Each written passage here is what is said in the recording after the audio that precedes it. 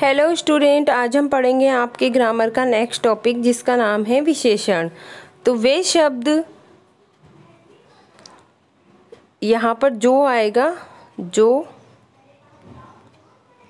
वे शब्द जो किसी संज्ञा या सर्वनाम शब्द की विशेषता बताते हैं उन्हें विशेषण कहते हैं। जैसे नीला आकाश, छोटी लड़की, दुबला आदमी। तो इनमें क्रमश नीला, छोटी और दुबला विशेषण हैं जो आकाश, लड़की और आदमी की हमें क्या कर रहे हैं, विशेषता बता रहे हैं। तो जिन संज्ञा या सर्वनाम शब्दों की विशेषता बताई जाती है उन्हें ही हम क्या कहते हैं, विशेषण कहते हैं। और जिन संज्ञा या सर्वनाम शब्दों की विशेषता बताई जाती है उसे विशेष्य कहते हैं। तो जैसे आकाश, लड़की और आदमी, इसमें क्या है, ये विशेष्य हैं। तो ये किसकी विशेषता बता रहे हैं हमें, नीला, छोटी और दुबला। तो इसमें आकाश, लड़की और आदमी ये विशेष्य हैं जो कि जिसकी विशेषता नीला, छोटी और दुबला बता रहे हैं। तो नीला, छोटी, दुबला तो विशेषण शब्द हैं और आकाश, लड़की और आदमी ये संज्ञा शब्द हैं जिनको विशेष्य कहते हैं।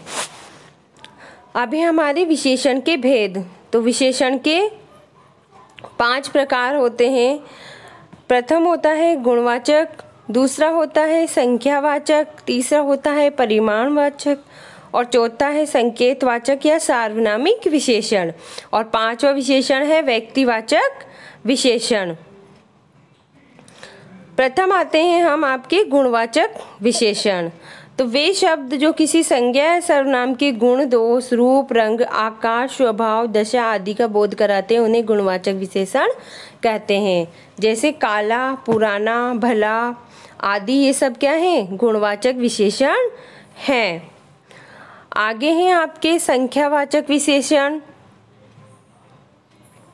वे विशेषण जो किसी संज्ञा या सर्वनाम की निश्चित या अनिश्चित संख्या, क्रम या गणना का बोध कराते हैं उन्हें ही संख्यावाचक विशेषण कहते हैं। वे विशेषण शब्द जो किसी संज्ञा या सर्वनाम की निश्चित या अनिश्चित, मतलब कितनी है, कितनी नहीं है, संख्या, क्रम, पहला, दूसरा या गणना 1, 2, 3 इन सब का बोध कराते हैं उन्हें संख्यावाचक विशेषण कहते हैं।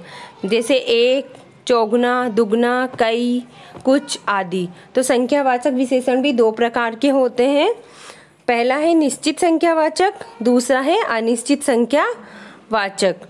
तो निश्चित संख्यावाचक में संख्या निश्चित होती है जैसे 1, 2, 4 आदि, और अनिश्चित संख्यावाचक में संख्या अनिश्चित होती है, कई, कुछ, सब। तो यहाँ पर कोई गणना नहीं लिखी गई है, इसलिए यहाँ पर कौन सा है, अनिश्चित संख्यावाचक विशेषण। नेक्स्ट आपके परिमाणवाचक विशेषण। तो वे विशेषण जो किसी पदार्थ की निश्चित या अनिश्चित मात्रा, परिमाण आदि का बोध कराते हैं उन्हें परिमाणवाचक विशेषण कहते हैं। पहला आपका था संख्यावाचक जिसमें कि गणना होती है, परिमाणवाचक में नाप तोल होता है। तो वे विशेषण जो किसी पदार्थ की निश्चित या अनिश्चित मात्रा, परिमाण आदि का बोध कराते हैं उन्हें परिमाणवाचक विशेषण कहते हैं। इसके भी 2 भेद होते हैं। निश्चित परिमाणवाचक जिसमें निश्चित परिमाण होता है 2 मीटर कपड़ा, 5 किलो चीनी। दूसरा है आपका अनिश्चित परिमाणवाचक, इसमें अनिश्चित ही होता है, थोड़ा बहुत कम, थोड़ा दूध, बहुत चीनी, कम दूध। इस तरीके से ये भी 2 प्रकार के होते हैं। नेक्स्ट है आपके संकेतवाचक विशेषण। तो संकेतवाचक विशेषण को ही सार्वनामिक विशेषण भी कहते हैं। इसके अंदर वे सर्वनाम शब्द जो विशेषण के रूप में किसी संज्ञा या सर्वनाम की विशेषता बताते हैं। तो इसमें वे सर्वनाम शब्द आते हैं जो कि विशेषण के रूप में किसी संज्ञा या सर्वनाम की विशेषता बताते हैं। तो संज्ञा या सर्वनाम की विशेषता सर्वनाम शब्द विशेषण बनकर करते हैं, तो वही क्या होता है, संकेतवाचक विशेषण होता है। जैसे कि इस गेंद को मत फेंको, इसके अंदर ये रहा अपना सर्वनाम इस, तो इस क्या है, सर्वनाम है, पर ये यहाँ पर क्या आ रहा है, विशेषण के रूप में आ रहा है। इस गेंद को मत फेंको, तो ये क्या कर रहा है, गेंद की विशेषता बता रहा है, इसलिए ये क्या हो गया, संकेतवाचक विशेषण हो गया। नेक्स्ट है आपके इस पुस्तक को पढ़ो, उस पुस्तक को पढ़ो, तो यहाँ पर भी क्या है, उस पुस्तक, तो ये क्या कर रहा है, पुस्तक की विशेषता बता रहा है, इसलिए ये भी क्या हो गया, संकेतवाचक विशेषण हो गया।